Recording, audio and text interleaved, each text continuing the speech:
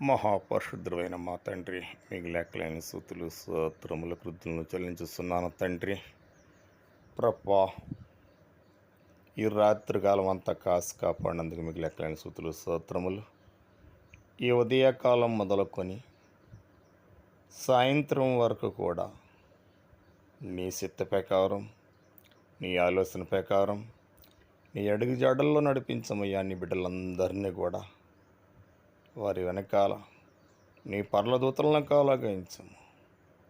వారికి ఉన్న శత్రుల్ని మిత్రులుగా మార్చము. శాంతిని సమాధానము కలగజేయించమని నేను ప్రార్థిస్తున్నాను.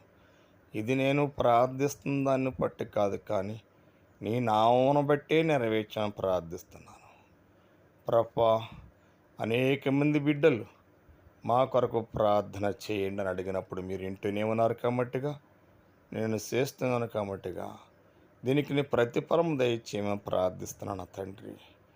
ఎవరైతే ఉదయపూర్వకముగా ఆత్మపూర్వకముగా ఈ ప్రార్థనలలో ఏకేవిస్తున్నారో ఆలకిస్తున్న బిడ్డలందరినీ కూడా మీరు దీవించండి, స్వస్థపరచండి అయ్యా, లేవనెత్తండి అయ్యా. వారి జీవితంలో అనేక అద్భుతాలను జరిపించమని నేను ప్రార్థిస్తున్నాను తండ్రి. మీరు ఒకరికొకరు ప్రార్థన చేయండి అని అన్నారు తండ్రి. అలాగనే నేను ఈ ప్రపంచం మీద ఉన్న ప్రతి బిడ్డ కొరకు నేను ప్రార్థిస్తున్నాను. ఎవరిని కష్టపడటానికి మీకు ఇష్టం లేదు అటువంటి మనసు నాకు దయచేసి నేను ఉదయపూర్వకముగా ఆత్మపూర్వకముగా అందరి కొరకు ప్రార్థిస్తున్నట్లు నీ స్వభావమునకు అనుగ్రహించడం ప్రార్థిస్తున్నాను తండ్రి. ఆనాడు నీ గుణములను నీ స్వభావములను మాకు అనుగ్రహించేవు తండ్రి.